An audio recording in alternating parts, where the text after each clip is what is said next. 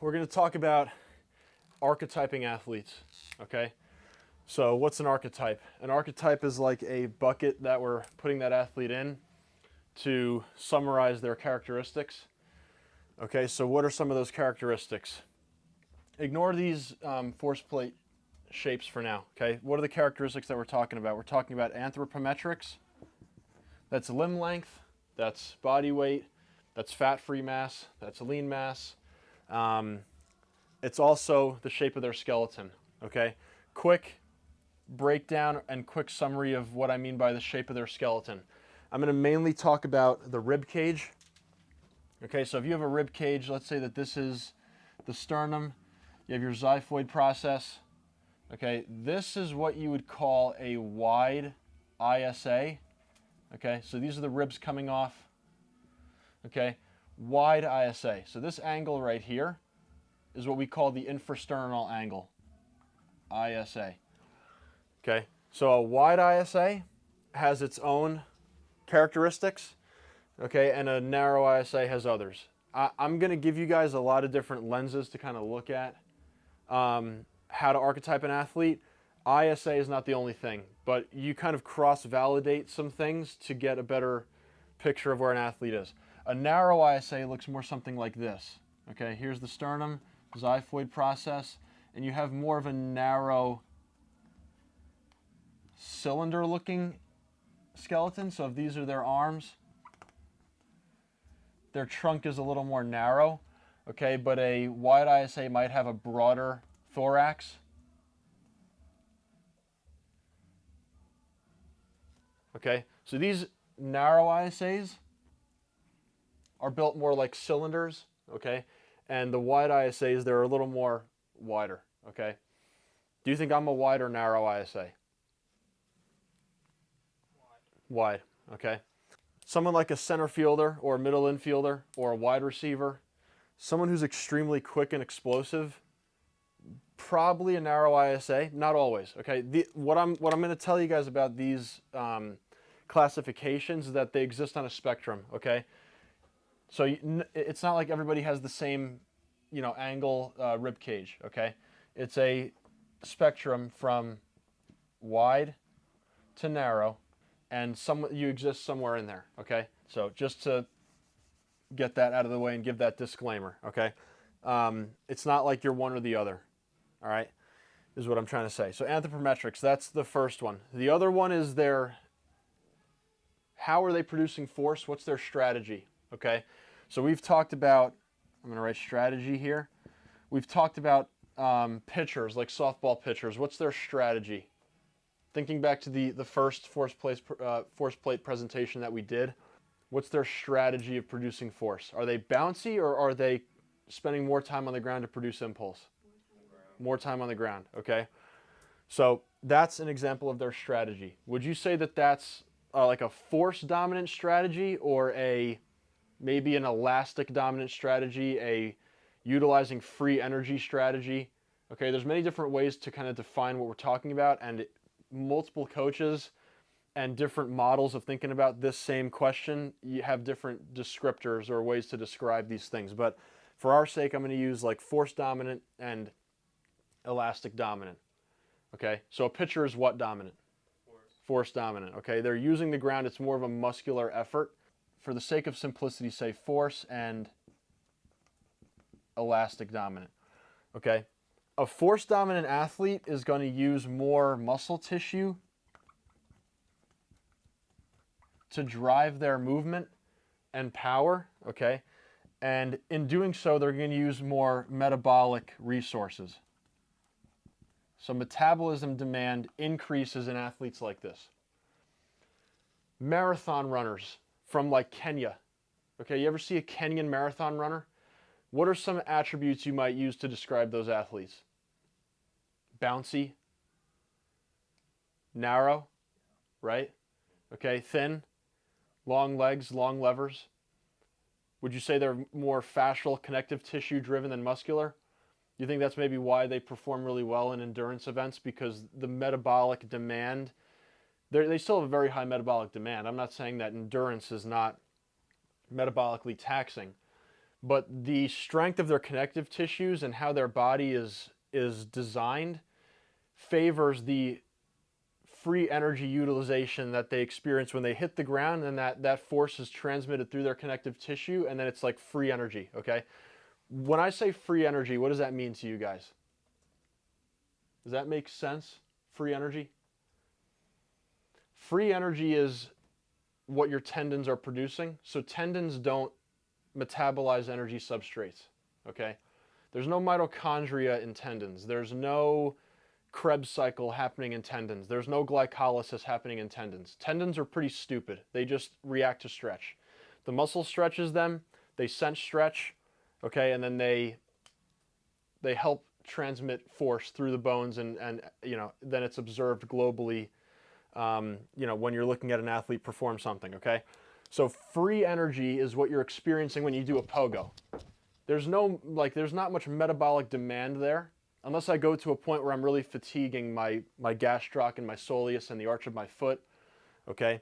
That's more energy that's being produced by my tendons, just simply like the qualities of a rubber band. Okay, you stretch a rubber band, it's going to inherently shorten. It doesn't take effort for that rubber band to shorten. The inherent properties of it produce that rapid shortening. Does that make sense? That's how we think of tendons. That's how I'm thinking of tendons. There's other ways to look at it, but that's a pretty simple like parallel there. Just think of a rubber band, okay? Okay, so metabolic demand is higher in a force-dominant athlete, okay? They might have a larger cross-sectional area of their muscles, okay? So CSA might be higher, okay? Typically, they're usually bigger. They have more muscle mass, okay?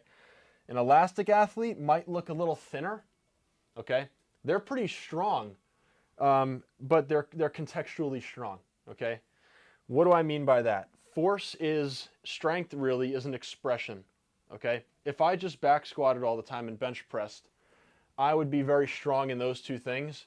If you ask me to sprint having never sprinted, and you didn't know about my bench press or squatting strength, what do you think your take would be on my sprint performance? Would you consider me strong or weak watching me sprint if I never trained that thing?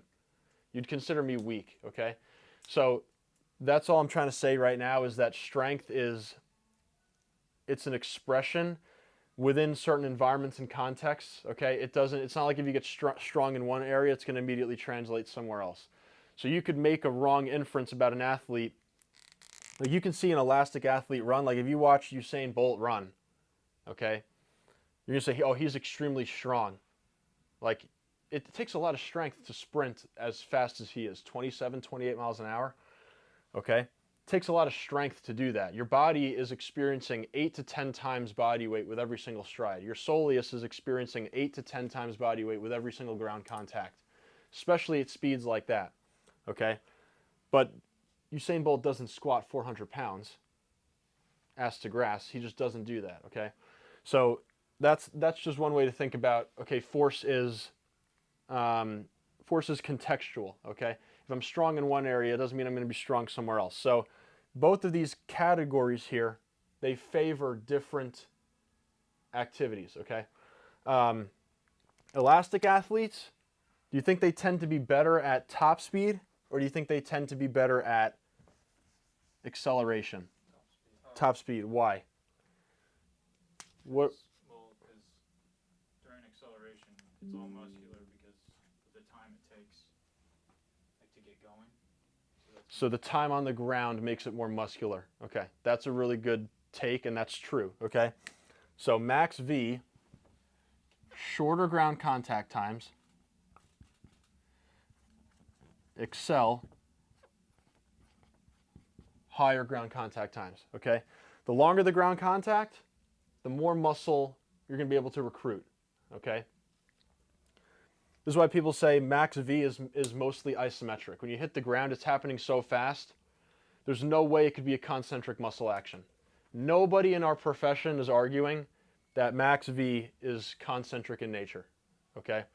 Because contractile muscle fibers take too long to produce a ground contact that's less than 1/100 of a second. or less than 1/10 of a second.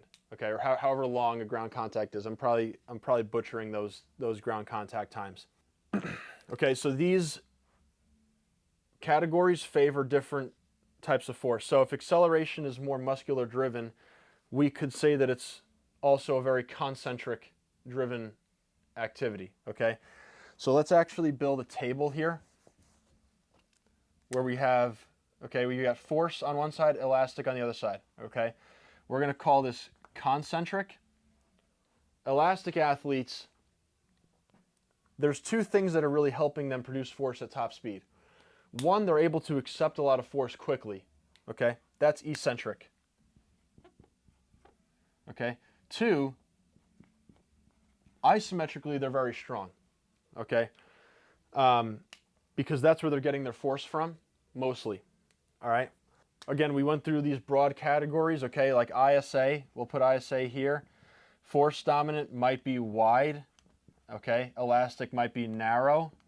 Okay, force, let's also say, you know, for their force time curve, their propulsive phase might be really good.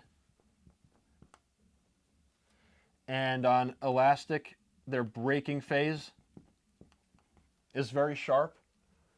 Now, this is not to say that a force dominant athlete doesn't have a really sharp braking force, okay, or a really strong eccentric loading capacity, okay? Those are things that you can train. I'm not saying that inherently they're going to be bad at either of these things, okay? A force dominant athlete can have really good eccentric strength, okay? Force dominant athlete can have really good isometric strength. They could have really strong tendons, okay? So I'm not saying, again, this is a spectrum. It's not like you have these qualities and not the others. Something I've also noticed about force dominant athletes, they might be more mobile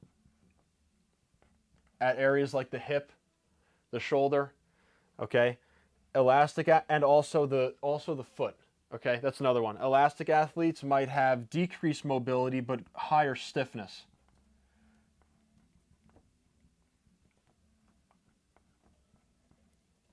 Okay, I'm going to post this, so I'm not going to say athletes' names, okay?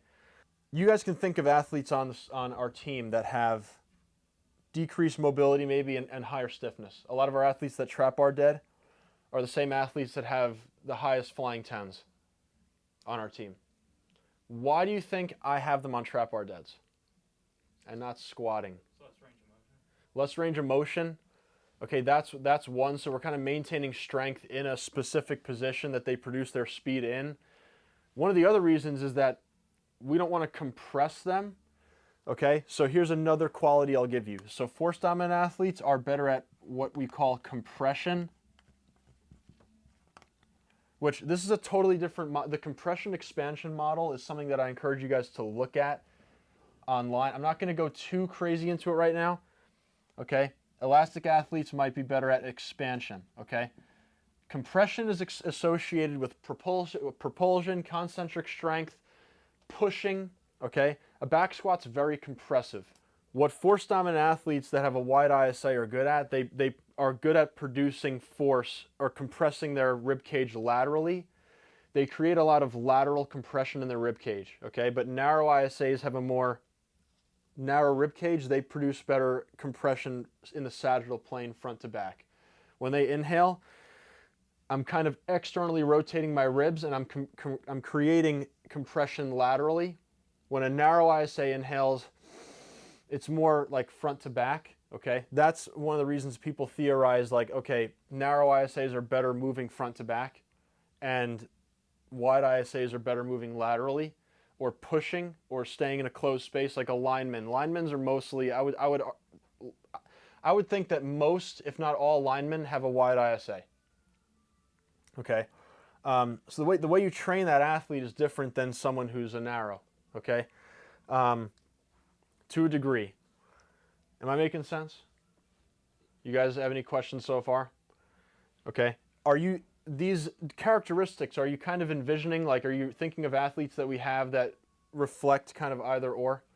Okay, so we have athletes that are extremely fast at top end speed, but they'll get beat in the first 10 yards by someone who's force dominant. Okay, but if you take that race out to 30 yards, this person's going to catch up and beat them. Because there comes a point where this force dominant athlete if we haven't developed it yet, can't accept those high-speed braking forces, the high-speed eccentric demand. Okay, still making sense? All right. So one of the reasons with the exercise selection, so I'm just going to categorize some things here, like, okay, let's do bilateral squatting. Okay, there are a couple things we can do here. We could do back squat, just write BS. We could do front squat. We could do pin squat, PS. We could do pit shark, okay? And then I'm even going to consider like trap bar deadlift in there. Trap bar deadlift. It's kind of a hybrid movement. It's not really a hinge. It's not really a squat, okay? Back squat, front squat, pit shark, depending on how low you go. These are really the most compressive, and those are going to demand the most mobility, okay? So with a stiff athlete, some people like to, like with the FMS, for example, the FMS movement screen. You guys know about that, right? Functional movement screen. I don't like that test because it's saying to an athlete, okay, your stiffness is not a good thing. Like if I took some of our athletes and I did the ankle dorsiflexion test on them or the overhead squat, they would fail it miserably. Does that mean that I should improve it? Not always, because improving it might take away their strengths, okay? It might make them slower, all right? Because stiff ankles, like I said, if you have a stiff ankle, you're able to resist Achilles tendon deformation at ground contact. Okay, so that contact is faster, all right? That interaction with the ground is quicker. You have a more compliant ankle, what happens to that ground contact time? It increases. Is that good or bad for speed? Bad, okay? Pretty simple, all right? People like to really overcomplicate this stuff. This might look complicated, but it's really not. We're kind of making a generalization based off a lot of different things that we're seeing to make like the best guess about what's going to work with this athlete. And I say the word guess because it's always an experiment. There's things I've tried on certain athletes. Like I've got one athlete on our team that I think I have approached the wrong way. I think everybody else, I think we were on a pretty good trajectory. There was one athlete who was getting slower for a long period of time. I'm racking my brain like, why is this athlete getting slower? And I figured it out, and now she's back in the 1-1s, the low 1-1s with her flying 10s like 2 weeks later, okay? So like maybe it was coincidence, maybe it was how we were training her, I don't know, but I'm going to keep doing what has been effective lately, okay? So like I said, back squat, front squat, pit shark, those are very compressive things. They're going to demand a lot of mobility. They might increase joint compliance in places that we don't really want that athlete to be compliant in. We also have to consider position demands too, okay? If you're playing the field in a sport like baseball or softball, it's extremely important to be good at acceleration, okay? Extremely good. So all those athletes, I mean, we're going to focus on acceleration with everybody, but it's like the other exercises that kind of complement that. So the strength exercises like back squatting, you know, we say deep range of motion training is really good early on in a training year because you're setting the foundation, full range of motion, you're creating more muscle damage. It's good for general physical preparedness. It's good for hypertrophy to strengthen a muscle across a broader range of motion, okay? But not for all my athletes am I doing that, okay? So a lot of the elastic athletes are doing that trap bar dead to avoid creating more compliance at those joints where I want them to be stiff, okay? If you take a catcher in baseball or softball, I haven't seen a catcher that's not force dominant, okay? And like, it's kind of funny that I say that because I want you to think about an idea like natural selection. The people that are playing their sports here at OU, okay, those athletes are playing their sport not just because they like it the most, it's because that's what they're best at, okay? These kids, when they're growing up and they're you know, getting into specification with a certain sport, they're going to go the direction they're best at, okay? No one wants to play a sport that they're bad at, okay? So like when you look at certain, you know, positions or athletes or like sports, and you look at that athlete, you say to yourself, okay, like that's why they're good at that sport. Have you ever seen a lineman that's 130 pounds? Okay, they're a lineman because they're 300 pounds, 350. Okay, that's why they're a lineman. So like, sport has a funny way of like creating natural selection. All right, Catching, you have to be very quick out of the hole. You have to be very mobile. Okay, so those demands, they necessitate that you have a certain genetic makeup or anthropometric makeup to play that position. Okay, it's just how it is. Pitchers in baseball, usually tall guys, long levers. Okay, so think about that too as we go through this conversation here. Okay, so like for bilateral squatting, you know, like pin squat, I consider pin squat and trap bar deadlift kind of interchangeable. You're not getting into deep ranges of motion. You're producing force across a very general or across a very narrow range of motion. Now, does this mean that we're not going to strengthen deep ranges of motion for the elastic athletes? No. The dose is going to change a little bit, and maybe the way we do it changes. So for elastic athletes, I really like unilateral. Why do I like unilateral? One of the reasons is that if you're in a staggered stance, you're not going to experience as much dorsiflexion in that lead foot as you would if you were doing a bilateral movement. Okay, so you're creating less compliance at that joint. You are more so like embracing the stiffness of that ankle to develop the posterior chain. You're developing the glute, the upper hamstring, okay, and the quads in a reverse lunge, for example. Like all our athletes reverse lunge, okay. So we're kind of preserving the qualities that we like about that athlete through our exercise selection, okay.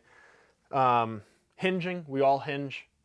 We all do some kind of distal hamstring work, whether it's glute hams, whether it's razor curls, whether it's hand-supported Nordics, whether it's isometric hamstring bridges, okay? Those things are not so, like, crazy invasive. Like, I wouldn't say that things like that impact an athlete's anthropometric makeup or their mobility and force expression as much as something like a back squat where we're going up to like 1 RIR and we're doing like 4 sets of 2 really, really heavy. That's a really profound stimulus. That's going to kind of shift an athlete in a certain direction more profoundly than like, you know, 2 sets of 3 of Nordics. Okay, and yeah, I'll stop with that right there. Still making sense? All right. Another way that I look at characterizing these athletes, like what do their interactions with the ground look like? Let's say that this is the femur, that's the shin, this is the foot. Okay, let's call these the force dominant athletes, and then the elastic we'll look at right here. A lot of our force dominant athletes, when they hit the ground, their center of pressure in their foot is more closer to the midfoot. Okay, if you take slow motion video of athletes, especially if they're not speed trained, some of them will heel strike, and some of them will land closer to the middle part of their foot. Okay, the elastic athletes are more toe dominant. They will land on their forefoot to get as much of a like joint moment or a force moment going through that Achilles tendon. Okay, so in basic biomechanics principle, the farther away you apply force to a joint moment, the more tension you're going to create right here. Okay, so that goes back to their way of producing force. If they're tendon driven, to load that tendon the most, that force has to be applied as far away from that joint moment as possible. So they're going to land on their forefoot, the ball of their foot more so.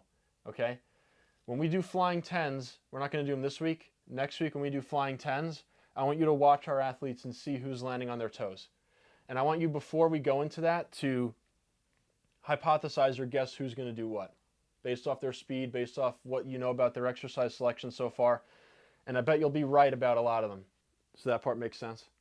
Okay, if you watch them do pogos too, or drop jumps or depth jumps like we've been doing in this block, we've been doing those drop jumps off the DC blocks, you'll see it there too. Let's talk about what muscle groups might be stronger for these athletes.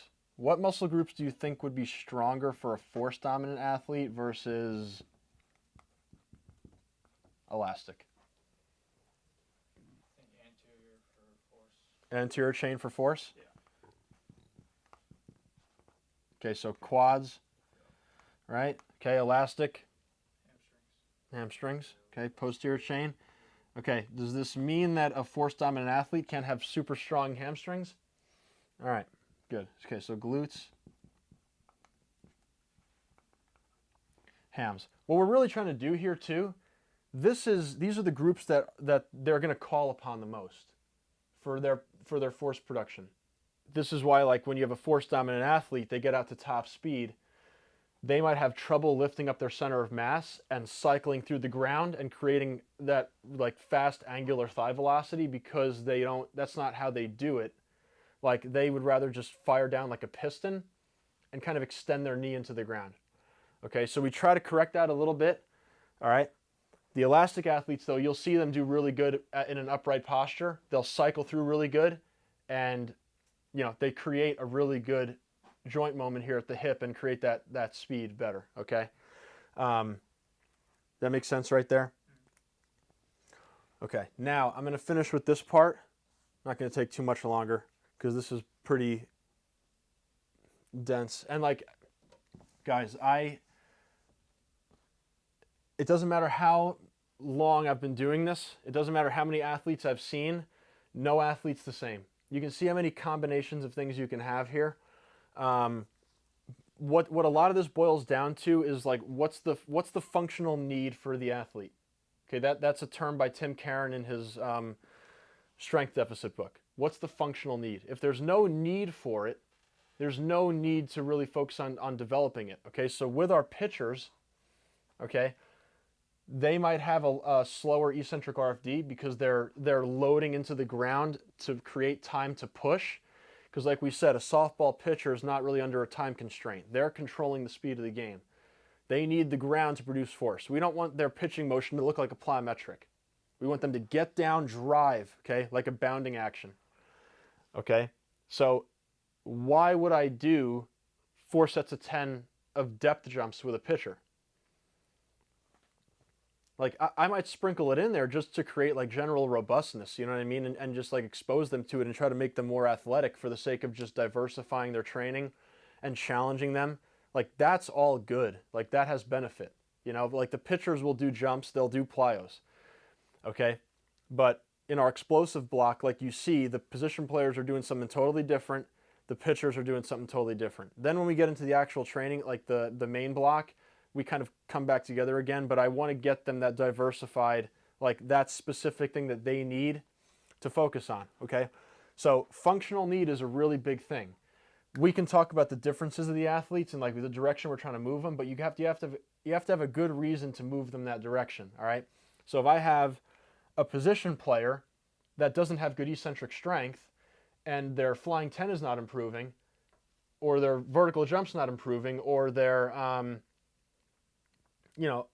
let's say their breaking RFD is not improving, or their ground contact times are not getting faster, there's a functional need for more eccentric strength. There's a functional need there for more isometric strength. There's a functional need there to strengthen their series elastic component, their connective tissues, okay? There's less of a functional need there. If they're really good at accelerating, there's less of a need to focus on, single response broad jumps. Maybe you segue that into triple or quadruple broad jumps. Train them to handle that fast interaction with the ground better, okay? Train the transition phase from eccentric through amortization phase into the concentric. You guys know what amortization is. Amortization is the transition. It's the brief, they call it isometric transition from eccentric to concentric. So in a plyo, okay? My tendon amortizes to bring me back into the positive direction and create velocity this way, okay? Okay, so that's why we move through training blocks. Like when we're focusing on acceleration, we're hitting deeper ranges, we're straining muscle tissue more, and we're hitting deeper angles in our jumps, okay? But as we move forward, we train that interaction with the ground faster. Now we're into double broad jumps, we're gonna progress to triple, okay? We're also doing multi-directional. Now we're gonna talk about the force plate side of things, which is where you can validate what you think about this athlete, okay? There are athletes that I look at where I'm like, I know exactly what kind of curve you're gonna produce. And you can tell by how they move, okay? If you have someone who's weak as piss, they've never trained, this is what it's gonna look like. It's gonna be a really slow eccentric rate of force development. They're not gonna know how to jump. There are coaches that argue that you don't need to really train this to make that happen faster, and it's just gonna happen as a byproduct of jumping them more and them learning how to jump. I think that's true. I also think it's true that you can raise this higher and higher. Okay, I think both can be true. This is obviously going to improve over time if you coach them the right way. Hey, I want you to snap down into the ground, bear that eccentric force as fast as possible. Okay? But I also think that you can make this sharper by training that specifically. Okay? Example, like with the pitchers, this is what the curve might look like. I can train that eccentric speed more and more. I still think, just based off the thousands and thousands and thousands of reps that they've had in their life performing their skill, they're always going to have a long propulsive phase, okay? They're always going to have a long propulsive phase where they use the ground, this zone right here, to create that impulse, okay? Because it's so deeply ingrained. It's what they have to do, okay? And to change that strategy is not conducive to like upholding what makes them good, all right? So we have a couple different, this eccentric RFD is kind of its own shape. You'll have a slow eccentric, and then you kind of have a plateau here. That's not associated with good jump performance, okay? This is not good. Draw a down arrow, that's not good. We want that's going to improve naturally, all right?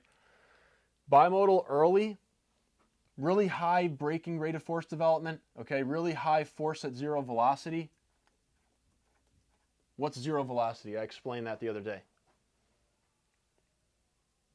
Force at zero velocity, what does that metric indicate?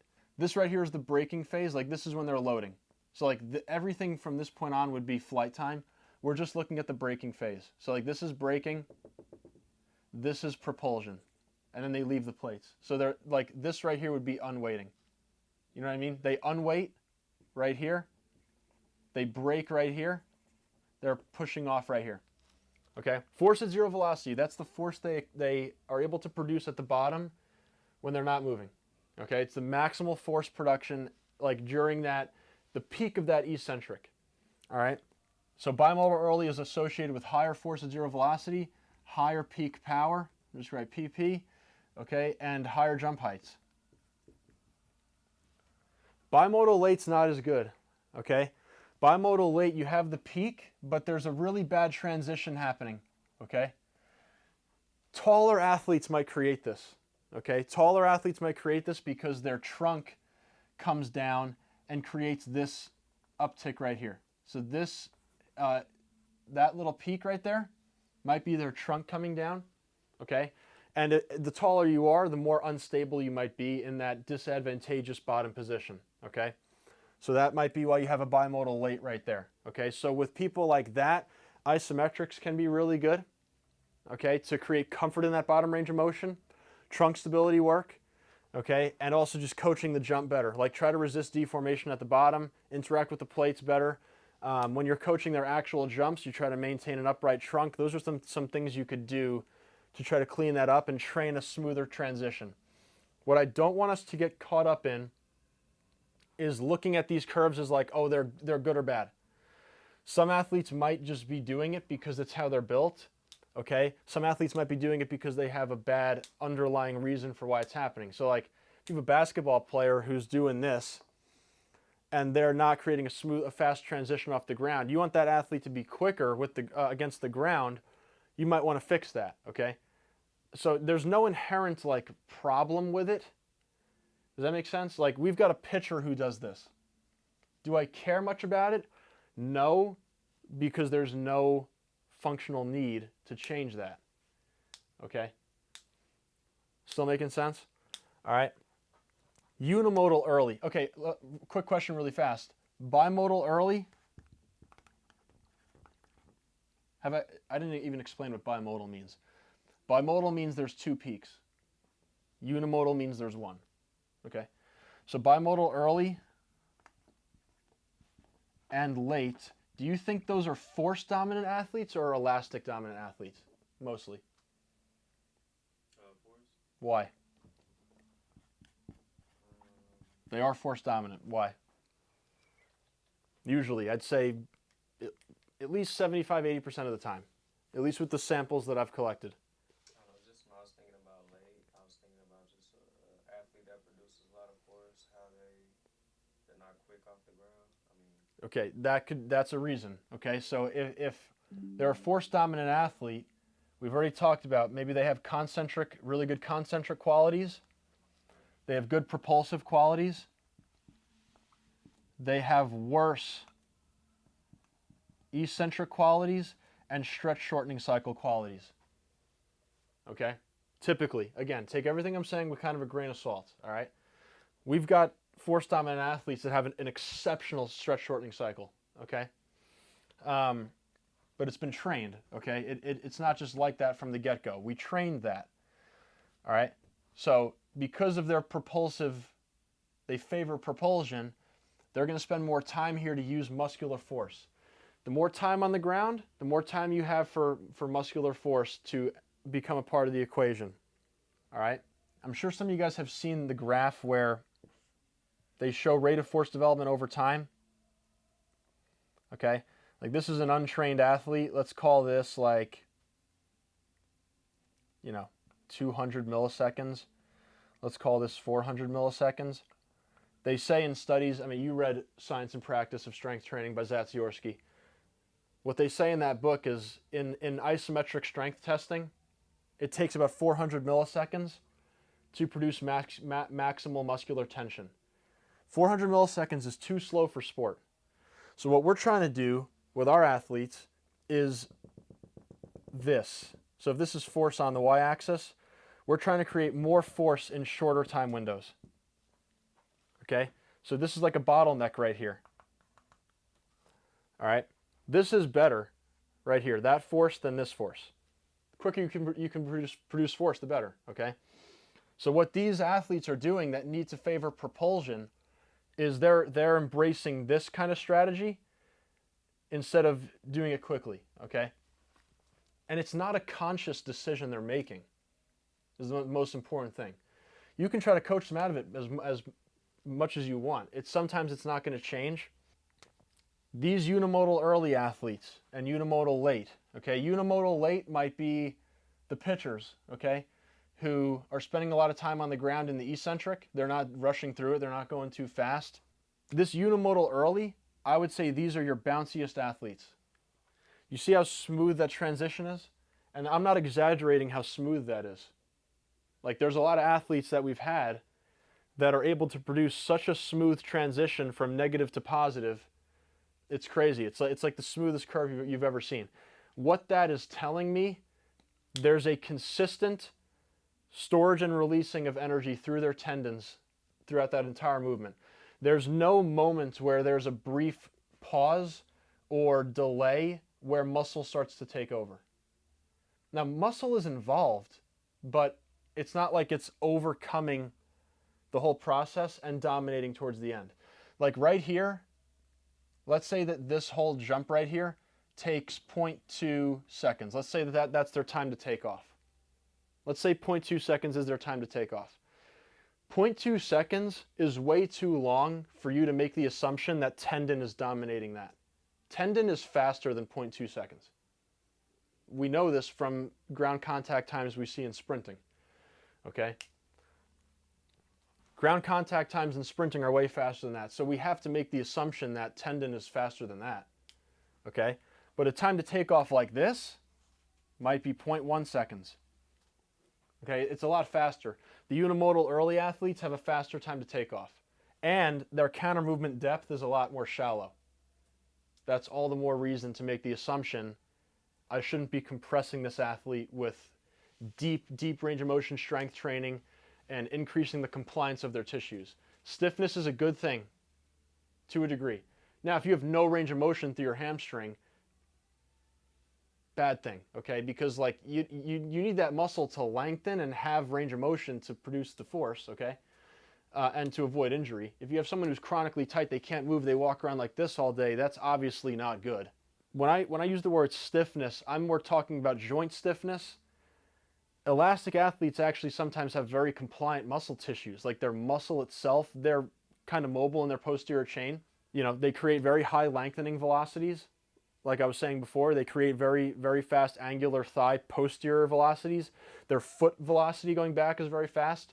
So they're not stiff as a board. That's not what I'm saying. What I am saying is that their tendons are very stiff, and also their central nervous system is very stiff. What does central nervous system stiffness mean to you? Nervous impulses are faster. Their impulses are faster. Maybe they produce faster rate coding. Muscle spindles that detect stretch are firing an afferent signal back to the central nervous system, the spinal cord. Those neurons are sending efferent signals back to the muscle tissue faster, okay? So their ability to detect stretch and utilize that stretch for force is happening faster. That's one example of looking at stiffness, okay? Those communication channels are happening faster, all right? You're making a face. Does that still make sense? Yeah. Okay. Questions? You got to have some questions after a session like this. Oh, I had one. I know the athlete you were talking about that you raised up the time again. Like, how did you approach that? Like, what did you do? I took her off compressive loading. That athlete that was running slower and slower, I took her off less compressive loading. I had her squatting to 90 degrees because so I'm going to touch on something really quick to answer your question. When these athletes come in and I don't know much about them, there's a lot of autonomy in our program, if you guys haven't seen already. I'm asking them, what do you have experience doing? I'm asking that question for two reasons. One, there's kind of a sense of urgency you have to have when you bring athletes in, when you have like 3-4 weeks to prepare for the fall season. I don't want to spend 2-3 weeks teaching something. I want to teach, okay? I don't want you to misconstrue what I'm saying here, but I want them to be able to do something that they can load right away, okay? That they favor and they have confidence in doing. I want them to be confident in what they're doing. I want them to be comfortable. I want it to be loadable. I want it to be scalable. I want it to be progressible, okay? I want it to be safer, all right? So I asked that question, what's your experience deadlifting? What's your experience squatting? That advises a lot of my decisions, actually. But you have 90% of coaches are like, oh, we're just going to start with this, we'll progress you to that. Like most coaches start with a front squat, we're just going to progress to back squat. Like that's like a typical progression you might see. That doesn't make sense for everyone. What if they just suck at front squatting? You're going to spend 3 weeks underloading them, underdosing them. You actually might detrain. That athlete had a lot of experience doing both. I said, what do you prefer? And she chose to squat. I had some thoughts about her squatting. Like I knew it could improve. It improved a little bit. Like she's squatting pretty heavy, I feel like, for her body weight. Her relative strength's pretty good. But I think we took her from like this unimodal early characteristic, this elastic characteristic, and that less compressed characteristic to a more compressed, concentric, propulsive focused. Her acceleration's gotten better. Her max V hasn't. You don't commonly see that because the better you accelerate, the higher speed you're going to hit. Okay, so that was a red flag for me. So we had her start trap bar deadlifting last week to take her out of those deeper ranges of motion and to not create so much compliance down at the bottom. Another thing that I noticed when we started squatting her, she needed heel elevation. She needed a heel wedge. What does that tell you? Stiff the ankles. Stiff ankles, not much dorsiflexion. So that's another thing that I learned. This is what I don't really run movement screens. Why? You see how many inferences we're able to make just by watching them? You don't need to do an FMS. You don't need to do a joint by joint movement screen. Some people might. More power to you if you do that. If you want to do that and it helps you advise your decisions, more power to you. We don't have time to do that always. We got to start training. That's why I give them that option. And that teaches me one, okay, why do they favor this thing? And what movement characteristics are going to make them good at it? Like there must be a reason why they like it. They must like it because they're good at it. Okay, let's find out why. Okay, some athletes are not always so in tune with that. They pick it because it's always what they've done. All right, so that's another thing that I consider too. And you know, that athlete is squatting in other ways too, like reverse lunging and split squatting. She's still single leg squatting. You know, she's still strengthening those same muscle groups, right? We're doing isos, we're doing lunges, we're doing Bulgarians, we're doing split squats. It's not like she's missing out on what the other group is getting. She's just accomplishing it in a different way. So I think we started moving her into a less compressed situation. We're not compressing her as much, and we're playing to the strengths of her musculoskeletal makeup, I think is the answer. I think I'm somewhere in the middle. Like I can sprint pretty quick, I'm really strong in like back squat or reverse lunge. I think in the middle of this spectrum with force and elastic, I think I'm like more towards the force side. I think I'm like right there. Again, just spitballing. I don't know that for sure. I think to get here, what do I need? More eccentrics, more isometrics, maybe more maximal motor unit recruitment in specific upright positions if I'm trying to run faster, and less compression. Maybe we do pin squats, okay? PS, maybe we do reverse lunging, RL, to maybe like purposely create some more stiffness at the ankle. As I'm doing plyos and things like that, like plyos are going to increase the intermuscular coordination around the joint. That'll help it get more stiff, and so will isos at a more anatomical level. Okay, they'll create more collagen production. Eccentrics are going to create more titin production in the muscle. Who doesn't know what titin is? Titin is a protein that you find in a sarcomere, muscle sarcomere, and it basically has an inherent like rubber band quality. So like when you stretch it, it wants to contract back down again, but it doesn't go through like calcium bonding or binding like actin and myosin do. Okay, like actin and myosin are bound to each other to create an active contraction through metabolism after calcium enters the muscle bed. Okay, or the sarcomere. Okay, so titin is not responding to calcium; it's responding to the rest of the sarcomere or the rest of the muscle fiber shortening. Or lengthening. When it lengthens, that tendon or that titin it's now taut, it's tight, it's rigid, it wants to shorten again. Okay, so eccentrics help to lay down more titin, isometrics help to lay down more collagen. Those things make our muscular structures stiffer and stronger, okay? And they can store more free energy. So if the one thing that's limiting me from running faster at max V is that eccentric strength, because when I hit the ground, that interaction's not as fast. That's what I'm going to target, okay, to try to get me more this way. And it's funny because like these things, eccentrics and isos, they're force dominant things, which is funny. But that goes to show like there's overlap with a lot of this stuff. There is overlap, okay? I think the one thing with max V and elastic development and like power that people miss out on is there's a lot of musculoskeletal adaptations that you can make with force dominant lifting that are conducive to elastic performance. Okay? Eccentrics are really good for vertical jump. All right, isometrics are really good for vertical jump and max V. I'm going to stop with that. Any other questions? You guys good? All right, we'll stop with that.